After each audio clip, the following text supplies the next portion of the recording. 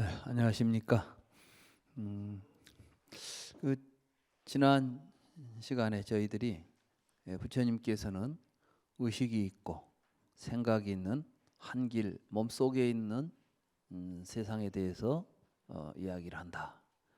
다시 말해서 우리가 보고 있는 이 세상은 시간과 공간 속에 벌어져 있는 세계가 아니라 살아있는 생명들이 살면서 벌려놓은 세상이다. 이렇게 이야기할 수가 있습니다. 이제 그런 의미에서 이제 불교에서는 이 세상의 근원, 이 세계의 뿌리를 12입처라고 봅니다. 12입처라는 것은 안이비설신의 색성양미촉법, 이걸 이제 우리가 12입처라고 그러죠. 이 12입처는 외육입처와 내육입처로 나뉩니다. 그래서 이제 이 내외라는 개념은 무엇이냐면 우리들은 보고 듣고 냄새 맡고 맛보고 만지고 생각하는 이 육입처, 이것을 이제 나라고, 이 내라는 것은 자기죠. 외라는 것은 바깥의 세상이죠. 그러니까 이제 내입처라는 것은 그것으로서 자기를 구성하고 밖에 있는 세상은 보이고 들리고 냄새 맡아지고 만져지고 하는 것들로서 바깥 세상을 이루고 있는 것들이란 뜻이에요. 내입처, 외입처, 이걸 합쳐서 12입처라고 부릅니다. 우선 12입처에 대한 이제 부처님의 말씀을 우선 경전을 통해서 한번 읽어보고 그 경전의 내용을 제가 설명하면서 이 12입처 이야기를 하도록 하겠습니다. 199쪽에 보시면 자바함경에 보면 바라문이라면 이제 브라만교의 그 사제지요, 성직자죠. 이 생문이라고 하는 바라문이 부처님에게 왔어요. 찾아와 가지고 이렇게 묻습니다. 부담이시여, 소위 일체라고 할 때 당신은 무엇을 일체라고 합니까? 그러니까 부처님께서 바라문에게 이르시되 일체란 12입처를 말한다, 이렇게 대답을 했어요. 이 사람이 와서 지금 뜬금없이 일체가 뭐냐고 물었어요. 그럼 일체라는 말 뜻은 그냥 모든 것이란 뜻이죠. 근데 누가 와서 여러분들한테 일체가 뭡니까 이렇게 물으면 여러분들은 뭐라고 대답하시겠어요? 아마 저 사람이 무슨 말 하는 거야? 일체가 뭐냐? 이게 질문이에요, 뭐예요 이게? 이상하잖아요. 근데 지금까지 이 경을 해석하면서 일체는 그냥 모든 걸 생각한다고만 해석을 하고 있어요. 이게 모든 것은 12입처다. 대부분 이제 왜 이 모든 것이 12입처냐? 모든 것은 12가지 안에 들어간다 그래가지고 입처가 있잖아요. 모든 것은 12가지 안에 들어가니까 입처라고 했다. 이렇게 이제 한자를 가지고 해석을 해버리는 경우가 많습니다. 그런데 여기서 우리가 입처라고 번역한 그 말이 산스크리트어로는, 그러니까 인도 말로는 아야따나라는 말이에요. 아야따나. 그럼 아야따나라는 것은 또 무언가? 그럼 이 아야따나라는 말을 우리가 입이라고도 번역하고 입처라고도 번역하고 처라고도 번역을 했습니다. 그러면 왜 눈, 귀, 코 이런 걸 아야따나라고 불렀을까요? 이미 육근, 육경 이런 말들은 있습니다. 육근인, 이 근이라는 말은 인드리아라는 말인데 그 당시에 이제 사람들이 안이비설신에 눈, 귀, 코 이런 걸 보고 우리의 지각 구조, 지각 작용을 하는 우리들의 그 지각 기관 있죠. 이 지각 기관도 지각 기관이지만은 지각하는 능력을 이야기해요. 그러니까 육근이라는 말은 지각하는 능력이나 활동을 이야기한다고요. 말하자면 얼굴에 붙어 있는 눈동자를 이야기하는 게 아니에요.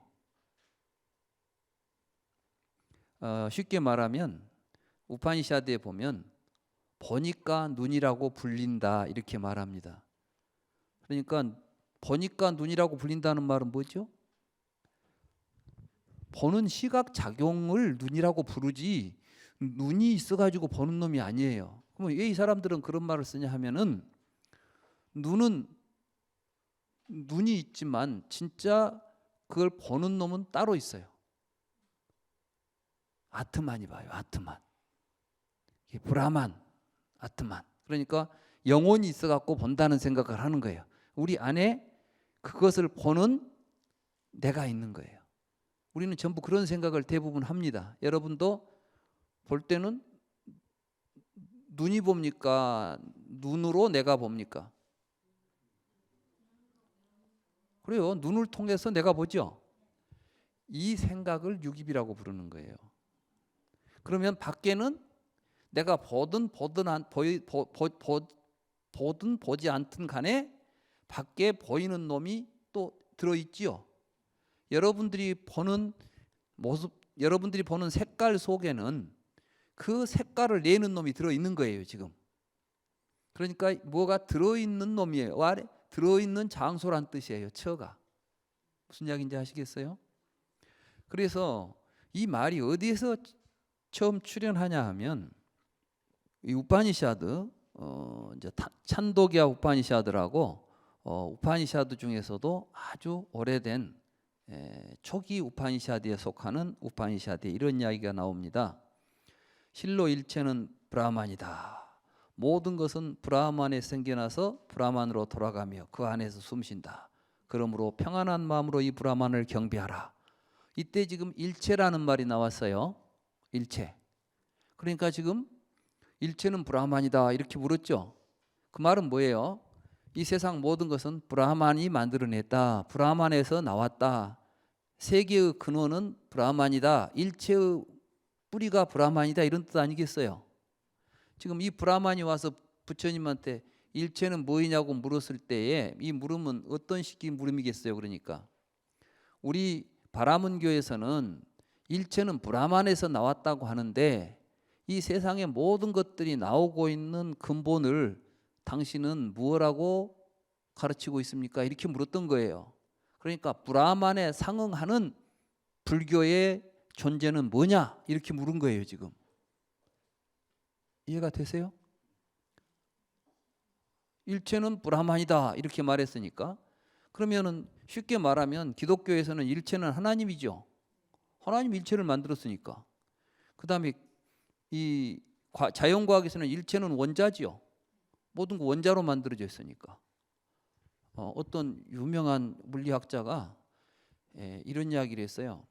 우리 인간 인류의 모든 모든 지식들이 다 사라져도 단 한 가지만 남겨놓으면 된다는 거예요. 이게 가장 중요하게 알려져야 될 건 뭐냐면 이 세상은 원자로 구성되어 있다. 그 사실만 우리가 알고 있으면 된다는 거예요. 그러니까 이제 과학적으로 본다면은 이 세상은 무엇으로 되어 있는지를 알면 신이 만들어내면 이런데 헷갈리지 않고 우리가 그 뿌리로부터 우리는 새롭게 우리 문화를 다시 재생해낼 수 있다는 거예요. 이만큼 중요한 겁니다. 일체가 뭐냐? 브라만으로 되어 있냐? 원자로 되어 있냐? 이렇게 묻는 거예요, 지금. 그 당시 인도 사회에서 원자론이 있었습니다.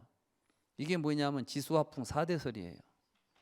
이 세상은 지수화풍 4대로 되어 있다. 이게 이제 아지타 에사캄발린이라고 하는 이 유물론자는 이 세상은 지수화풍 4대로 되어 있다. 이렇게 주장을 했고 브라만교에서는 이 세상은 브라만이 만들었다. 이렇게 이야기한 거예요. 그러니까 지금 우리가 살고 있는 우리 시대에 기독교적인 사고하고 과학적인 사고가 이미 부처님 당시에 구조적으로 있었어요. 똑같은 구조를 가지고 있습니다. 지금 부처님한테 이제 물었던 거예요, 이 사람이. 우리는 브라만을 가지고 세계를 설명하고 있는데 당신은 뭘 가지고 이 세계의 존재들에 대해서 이야기할 수 있습니까? 이렇게 물었던 거예요. 그러니까 부처님께서 뭐라 그랬어요? 일체는 12입처다 이렇게 말했습니다. 근데 이 12입처에서 나오는 입처라는 말이 또 그럼 어떻게 해서 입처라는 말은 도대체 어떤 말로 부처님 썼을까? 이게 이제 궁금하지 않습니까? 부처님 당시에 입처라는 말을 썼어요. 누가? 우파니샤드에서. 지금 제가 우파니샤드 이야기를 자주 하는 것은 그 당시에 가장 중요한 철학적 토대가 되는 문헌이 우파니샤드입니다. 그러니까 이제 인도에서 철학적인 사고가 구체적으로 드러나기 시작한 것이 우파니샤드라는 문헌 속에서 드러나게 되고, 어떤 학자들은 우파니샤드가 인도에서 나타난 모든 사상의 뿌리라고 이야기해요. 불교도 어떤 철학적인 용어를 사용할 때는 우파니샤드에서 이미 사용한 용어를 사용하지 않을 수가 없는 것입니다. 왜냐하면 그 당시 지식인들이 통용하고 있는 용어 아니겠습니까? 그러면 이 아야따나라는 말, 다시 말해서 입처라는 말을 우파니샤드에서는 어떤 식으로 썼을까요? 이런 이야기가 나옵니다. 우파니샤드, 아까 말한 그 찬도기야 우파니샤드에 보면 숨, 눈, 귀, 마음을 브라만이 머무는 자리의 이름이다. 그러니까 이제 내가 너에게 브라만이 머무는 장소를, 브라만이 이제 어디에 브라만이 살고 있습니까? 어디에 들어 있습니까? 이렇게 우리가 브라만이 있는, 지금 인도 철학에서는 브라만을 알아야 돼요. 우리는 브라만을 모르기 때문에 윤회하고 있어요. 그래서 우파니샤드에서는 브라만이 어디에 있는가, 브라만이 무엇인가를 찾는 작업을 하는 겁니다. 이 브라만은 내 안에 있는 브라만을 아트만이라고 불러요. 각자 안에 있는 브라만을. 그러니까 브라만과 아트만은 동일한 존재입니다. 그래서 내 안에 있는 브라만을 어디서 찾을까요? 그러니까 네 군데에 머물고 있다는 거예요. 들어가 있다는 겁니다. 네 군데에. 그럴 때 아야따나라는 말을 써요. 그 네 군데가 어디입니까? 그러니까 숨을 쉬고 우리가 호흡하죠. 호흡할 때는 그 호흡할 때 지금 누가 호흡을 해요? 브라만이 호흡을 하는 거예요. 그 호흡 속에는 누가 들어있어요? 공기만 왔다 갔다 안 해. 공기 속에 지금 누가 숨을 쉬고 있죠? 그 호흡 속에는 브라만이 들어있어요. 그러니까 살아있는 것들은 전부 호흡을 하죠. 브라만이 있으니까 살고 있는 거예요. 이런 뜻이에요. 이게 지금. 그 다음에 눈. 볼 때는 눈에 머물고, 그러니까 볼 때는 브라만이 그 눈 속에 들어가서 보고 있는 거예요. 들을 때는 귀에 머물고, 생각할 때는 마음에 머문다. 그러니까 숨과 눈과 귀와 마음, 이 네 장소가 브라만이 머무는 장소다, 이렇게 말했던 거예요. 근데 부처님께서는 그 네 가지 장소라는 그 개념을 사실은 우리 중생들의 아상, 나라고 하는 생각이 머무는 네 장소를 지금 이야기하면서 안이비설신의 네 곳을 그렇게 이야기하고 있는 거예요. 그러니까 이제 우파니샤드 철학자들이 눈귀 아투만이 그 안에 머물고 있다 그러니까 그렇게 너희들이 머물고 있다고 하는 그러한 생각을 통해서 사실은 뭐가 나와요? 우리 중생들의 괴로운 세상이 벌어지는 이야기를 난 하고 있는 거야. 이런 식의 대화입니다. 지금 이 이야기가. 그래서 불교에서는 이제 존재론적으로 이야기할 때 이 세상의 존재는 누가 만든 것도 아니고 무엇으로 만들어진 것도 아니고 모든 생명들이 가지고 있는 생명들의 지각 활동. 그러니까 이제 사람은 눈, 귀, 코, 여, 몸, 마음이 있으니까 그 보고 듣고 냄새 맡고 맛보고 만지고 생각하는 세계가 벌어지겠죠.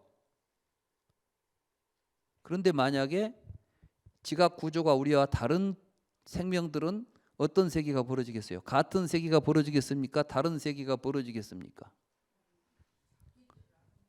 그렇죠. 다른 세계가 벌어지죠. 예를 들어서 우리는 눈으로 모든 사물들을 분별해내죠. 근데 많은 동물들은 냄새로 분간한답니다. 우리는 아주 미세한 빛도 다 분별해내지 않아요. 이렇게 아주 색깔을 막 얼마나 우리는 많은 색깔을 분별해냅니까? 근데 대부분 다른 동물들은 생명들이 많답니다. 이게 우리처럼 이렇게 자세한 분별을 못해요. 그 대신 냄새는 아주 기가 막히게 맡아요. 예를 들면 모기 같은 거는 수백 미터 떨어진 데서 사람 피냄새를 맡고 온답니다. 여러분들은 옆에 있는 사람 피냄새도 못 맡잖아요. 그죠? 개는 엄청 우리보다 냄새를 잘 맡죠. 개는 우리가 얼굴을 가리고 있어도 주인 다 알아봐요. 개가 주인을 뭘로 알아보겠어요? 냄새만 맡아보면 다 알아, 걔는. 근데 우리는 얼굴만 가려버리면 누군지 모르잖아요. 그러니까 사실은 냄새가 훨씬 더 정확하게 분별을 해내는 거예요. 그러니까 우리는 이제 아름답고 추한 것을 눈에 보이는 모습으로 분별해내죠. 걔들은 뭘 가지고 하겠어요? 걔는 그러니까 미의 기준이 틀려요. 미의 기준이. 세상이 절대로 우리는 밖에 있는 것들이 어떤 객관적으로 주어져 있다고 말하지만은 그리고 이제 지금 과학으로도 밝혀지고 있습니다만은 이 세계는 생명이 있으니까 세상이 나와요. 생명이 없는 곳에는 세상이 없습니다. 그러니까 아무도 보지 않으면 세상에는 빛깔이라는 게 있겠어요, 없겠어요? 빛깔이 나올 수가 없죠. 냄새 맡은 존재가 없으면 냄새가 있겠습니까, 없겠습니까? 귀가 없으면 소리가 있겠어요, 없겠어요? 여러분들은 소리가 있어서 들린다고 하지만 여러분들은 소리를 만들어 내놓고 있어요. 근데 지금까지 우리는 전부 거꾸로 생각했죠? 그 생각이 전도몽상이에요. 반야심경에 전도몽상이라고 그랬잖아요. 그러니까 이제 우리는 전부 지가 만들어 놓은 걸 놓고 그걸 분별해 가지고 좋네 신뢰하고 사는 거야. 그러니까 여러분들이 이제 마음만 바꿔 가지고 다시 뒤집어 버리면은 싫었던 것도 좋게 볼 수가 있고 좋았던 것도 싫게 볼 수가 있겠죠. 이 이치를 잘 알면 이제 자기가 마음을 쓸 줄 아는 거예요. 내 마음이 밖에 있는 것에 걸려 있으면 좋은 것과 나쁜 것이 나를 움직이죠. 근데 이제 내 마음으로 정한다고 생각하면 좋고 나쁜 것을 내가 만들어낼 거 아니에요. 근데 만들어낼 때 좋은 걸 만들어내야 좋겠어요? 나쁜 걸 만들어내야 되겠어요?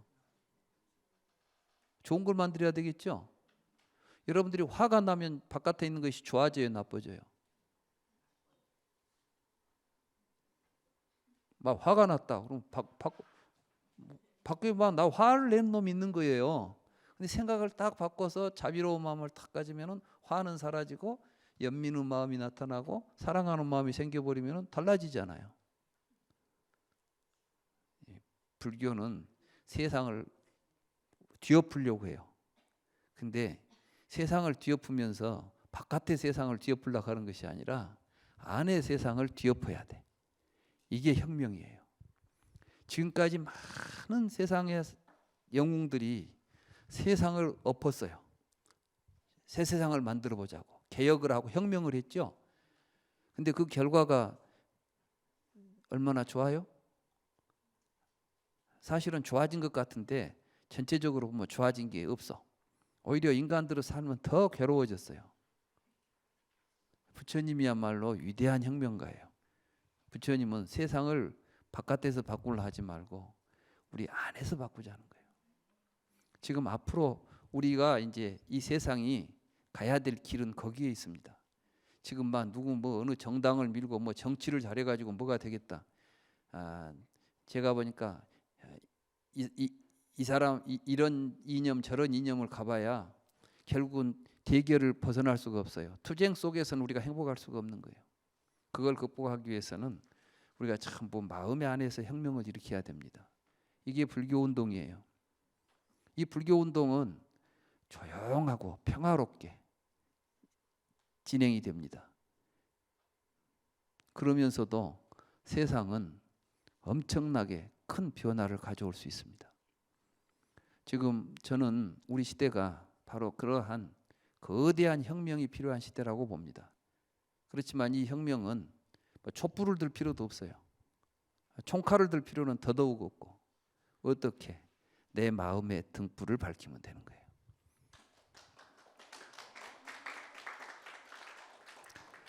그런데 이제 바로 이런 걸 밝히기 위해서는 이 세상이 어떻게 만들어진지를 알아야 될 거 아니에요.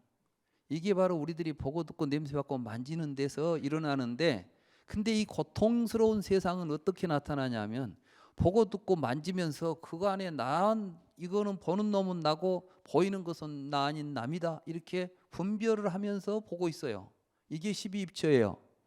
그러니까 이제 수행을 할 때 뭘 해야 되냐면은 보고 듣는 자리에서 수행을 해야 돼.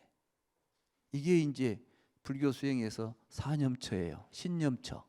그래서 보면 볼 때, 들으면 들을 때, 그 보고 들을 때 일어나는 마음, 이런 것들을 통찰하면서 이것이 보는 놈도 없고 보이는 놈도 없구나, 연기하고 있구나. 보는 놈이 있으니까 보이는 놈도 있고 보이는 놈이 있으니까 보는 놈이 있어서 둘은 분별이 없구나, 하나구나. 이렇게 이제 보면서 나라고 하는 망상을 떨쳐내고 제법, 개공, 연기 이런 것들을 깨닫게 되는 거예요. 이런 걸 깨닫도록 부처님이 가르쳐 놨는데 앉아있다 보면 무엇이 깨달음이 올 거라고 생각하면 안 돼요. 수행 그런 식으로 해가지고는 성공 사례가 별로 없습니다. 근데 이제 이런 공부를 열심히 하시면 금방금방 다는 몰라도 조금씩이라도 와서 막 닿고, 아마 공부하신 분들 가운데는 어떤 분들은 이런 걸 느낄 때마다 막 온몸에 막 전율이 되고 환희심이 일어나고, 이 중에도 지금 그런 분들이 몇 분 계세요. 저한테 와서 그런 걸 느꼈다고 말씀하신 분이 아까도 방금 강의 끝나고 나가서도 또 저한테 그런 말씀을 하신 분이 계셨어요.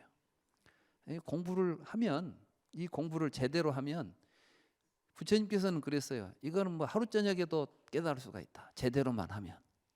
불교는 그렇게 어렵고 난해한 게 아니라 제대로 우리가 알고 간절한 생각을 가지고 공부를 하면 누구나 쉽게 깨달아서 그 삶을 살 수가 있는 게 부처님의 가르침입니다. 그 출발점이 바로 12입처가 뭔 줄 아는 거예요. 12입처를 육군 육경이다 이렇게 해버리면은 도대체 거기서는 길이 안 나옵니다. 그런데 우리는 전부가 다 볼 때 내가 눈 안에서 보는 놈이 눈 안에가 있는 것처럼 보고, 보일 때는 여기 지금 여러분들이 이걸 컵이라고 할 때는 컵의 색깔, 컵의 모양이라고 말하죠. 그러니까 이 모양 속에 지금 뭐가 들어있어요? 컵이 들어있다고 보는 거예요. 그리고 보는 나, 듣는 나 그럴 때는 보고 듣는 행위 속에 지금 내가 있다고 보지 않아요. 그 내가 어디에 있어요 지금? 사실 찾아보면 아직까지 그 나를 찾아서 본 사람이 단 한 사람도 없어. 근데도 항상 그놈이 있어갖고 산다는 생각을 가지고 우리는 살고 있어요. 이게 착각 속에서 보이는 나입니다. 그럼 진정한 나는 뭐겠어요? 진정한 나는 지금 보고 보이는 놈이 함께하고 있을 때 일어나고 있는 나예요. 그러니까 나는 지금 내 삶을 통해서 나와 이 세계는 온전하게 한 덩어리가 되어가지고 일어나고 있는 거예요. 여기에는 나와 나무 분별이 실제로는 있습니까 없습니까? 보지 않으면 보는 내가 없겠죠. 보이는 놈이 없으면 보는 놈도 없는 거예요. 이제 이 공부를 깊이 생각하시고 통찰하면서 깨달아가야 돼요. 지금 이 이야기는 제 이야기만 들으면 그럼 내가 없다는 이야기야, 있다는 이야기야. 우리는 항상 뭐 하면 있냐 없냐 둘 중에 하나를 가지고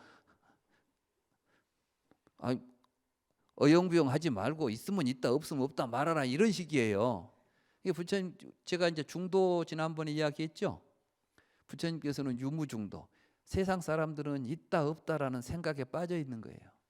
그 생각을 벗어나서 이렇게 인연에 의해서 연기하여서 모이면 있다고 하고 그게 사라지면 없다고 하는 것이다. 이게 연생연멸을 우리가 인연 연기를 보는 자는 유무이견에 빠지질 않아요. 이게 정견이고 중도입니다.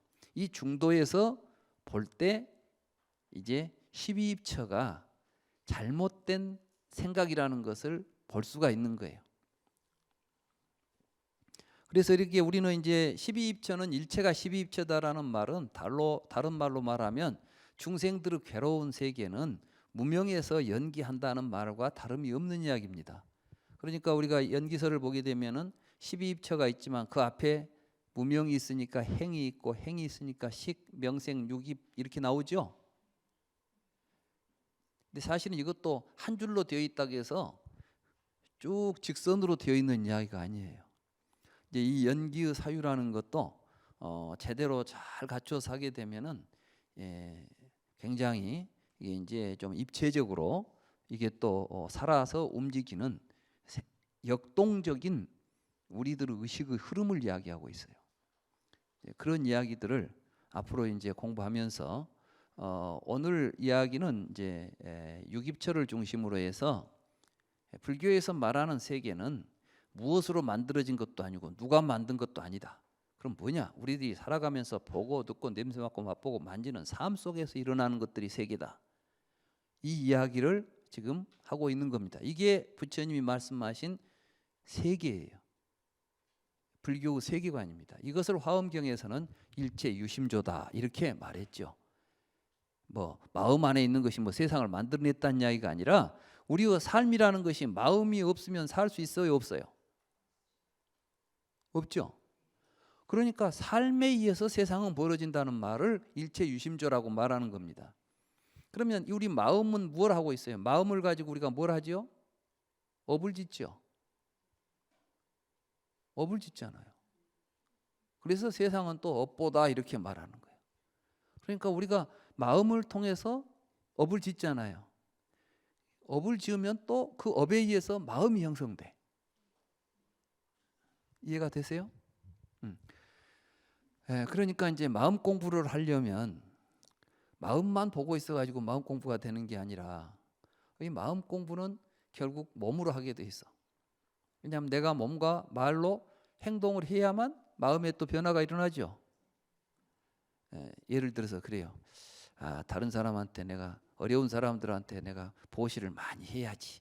생각은 많이 해요. 생각은 날마다 해. 근데 한 번도 내 손에서 돈이 나간 적이 없어. 그러면 그건 마음이 변하질 않아.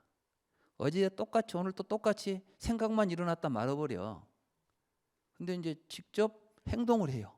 행동을 해보면은 처음에는 10원을 내다가 다음에는 100원을 내게 되고 다음에는 1000원을 내게 되고 10,000원을 내게 되고 막 전 재산을 내도 아깝다는 생각이 없이 일어나. 우리 주변에 보면 어떤 할머니가 막 뭐 하다가 뭐 포장마차 해가지고 몇 억 벌었는데 그걸 그냥 학교에다 다 장학금으로 줬대. 옛날 충남대에서 그런 사건이 있었어요. 어떤 그 노보살님이 그 앞에서 뭐 조그마한 포장마차인가 뭔가 했는데 그 양반이 이제 평생을 모은 돈을 내가 죽기 전에 나는 공부를 못했으니까 우리 젊은이들 공부하는 학생들 장학금으로 써주세요. 그리고 학교에다 다 주고 갔대. 근데 그게 하루아침에 그냥 나왔겠어요? 아마 그분은 평생 있으면 누구한테 나누고 주고 하는 마음들이 성숙해가지고 뒤에 가서 그런 큰 공덕을 짓는 몸이 되지 않았겠느냐. 맞죠? 불교 공부한다 하면서 밤낮 차려 왔다 갔다 하고 하면서 뭐 책이나 보고 생각만 굴리고 있으면 안 돼요. 이게 이제 여기서 좋은 것이다 하면은 직접 처음부터 다 할 수는 없죠. 조금씩 해보는 거예요. 이건 이게 좋은 거 이렇게 이런 마음을 써야 된다 했으면 그걸 직접 해보는 거예요. 이렇게 해보면 이제 느끼게 돼요. 부처님 말씀이 이런 뜻이었구나. 그러니까 부처님의 말씀은 체득하는 거예요. 이론은 굉장히 복잡해요. 그죠? 누가 그러더라고. 내가 이렇게 하니까 결국 뭐 이론을 불교는 이론이 아니라고 하면서 저 사람 말이 이론만 이야기한다는 거야. 그렇지, 말로 하면 다 이론이에요. 이게 내가 말로 이론을 이야기해도 이론이 아닙니다 했으면 그 말을 들은 사람들은 실천을 통해서 이걸 증득하는 거예요. 무슨 이야기인지 아시겠죠?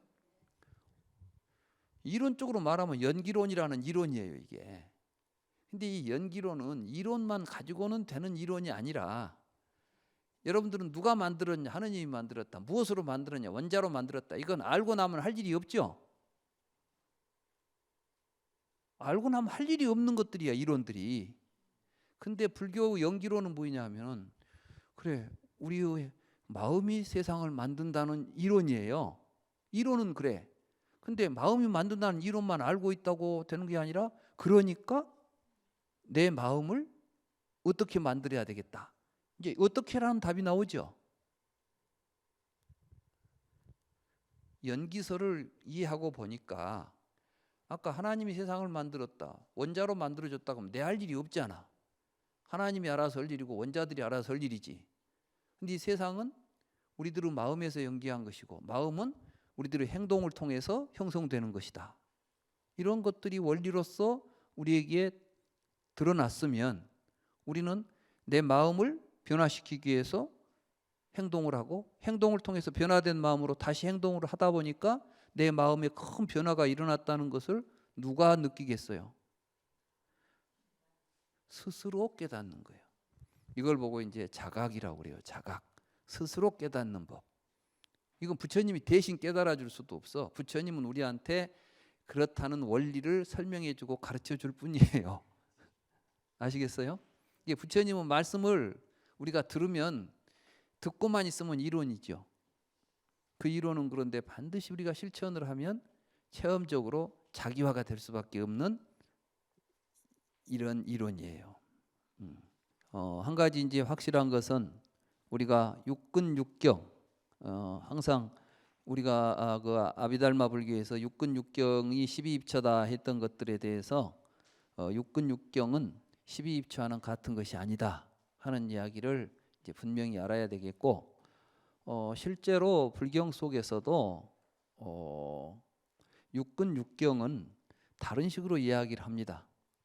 그러니까 이제 뭐 일체는 육근 육경이다 이런 표현은 나오지도 않고 항상 일체는 12입처다 이런 표현이 나오고, 육근에 대한 이야기는 여러분들의 교재 207쪽을 한번 보실까요?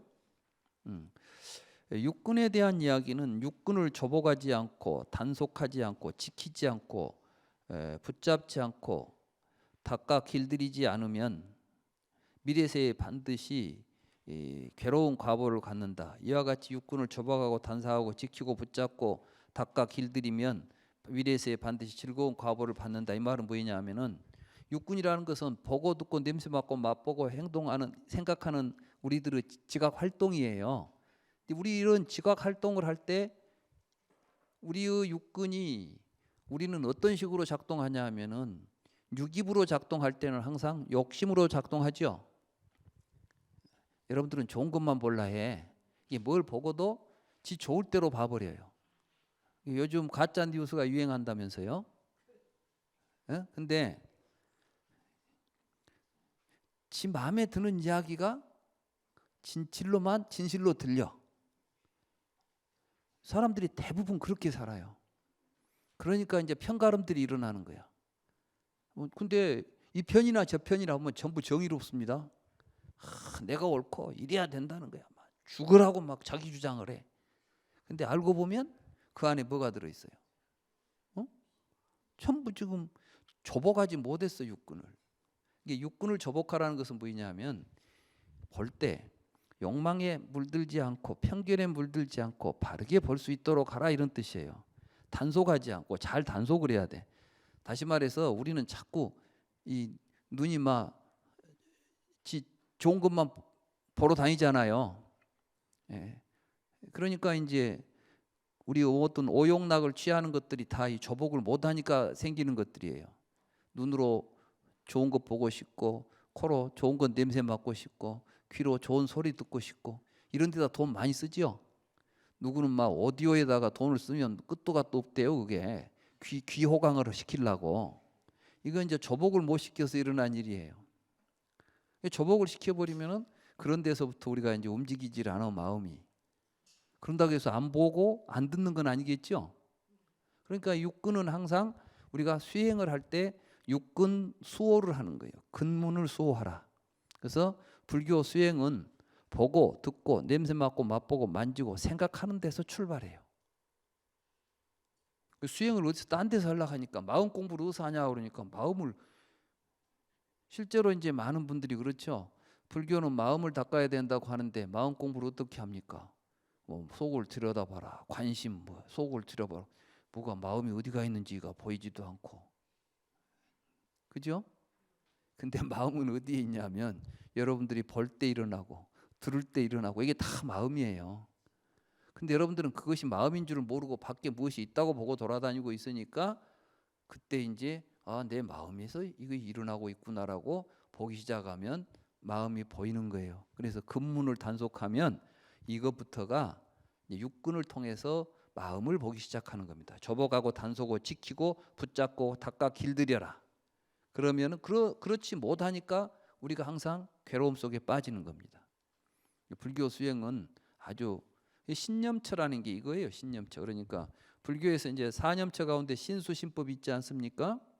이 신수신법에서 신념처는 바로 이렇게 육근, 말하자면 보고 듣고 냄새 맡고 맛볼 때 이러한 내 몸에서 보고 듣는 게 전부 뭘로 해요?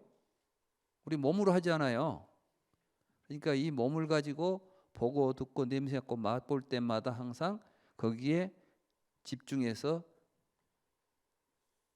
일어나고 있는 거.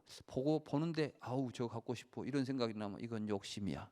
딱 알아차리고 단속하고 저거 좋다고 자꾸 볼라 하지 말고 우리가 이제 자꾸 중독에 빠지고 이런 것들이 전부 근문을 단속 못하면 이제 중독이 돼요. 중독.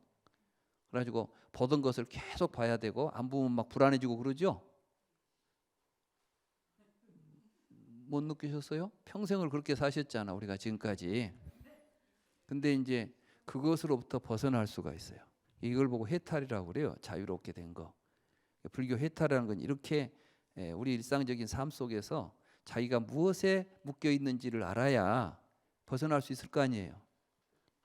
어디 탈옥원 영화를 보면 그 쇼생크 탈출인가 영화 있잖아요.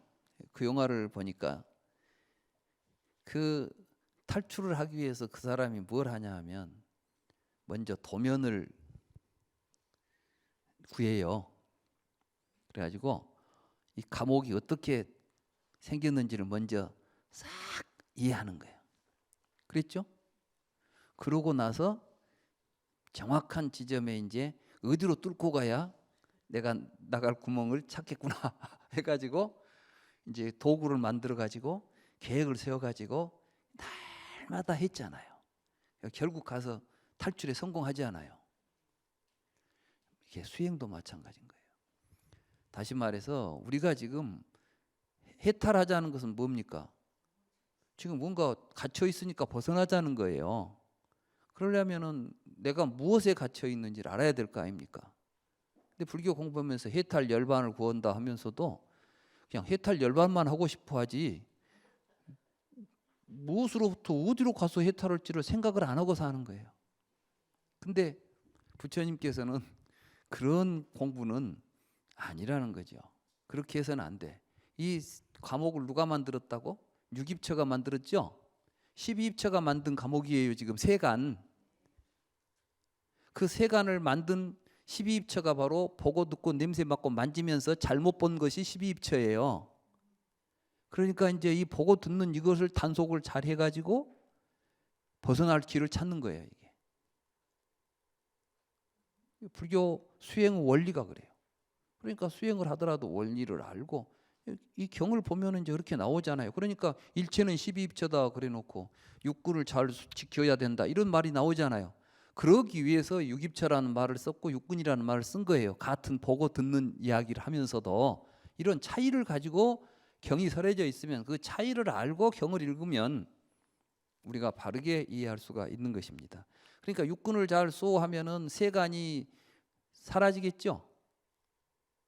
말하자면 세간이 지금 우리는 육입처를 통해서 세간을 만들어 놨으면 이 세간은 고통스러운 세간이잖아요.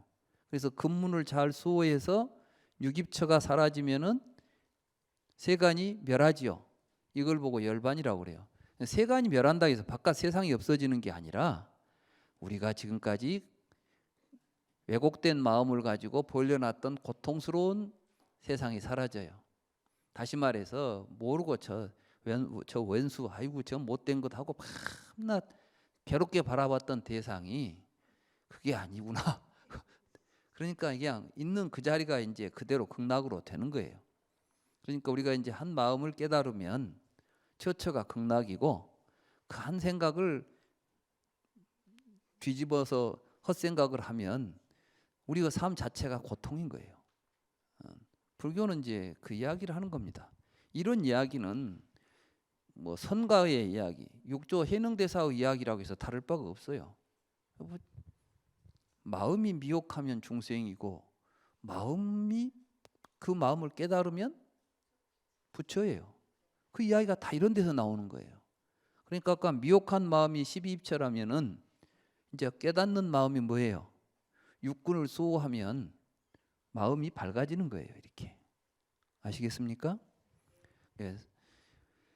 우리는 불교를 수행하고 싶어 하고 뭔가 해탈도 하고 싶고 하지만 제대로 모르니까 지금까지 못 해왔던 겁니다.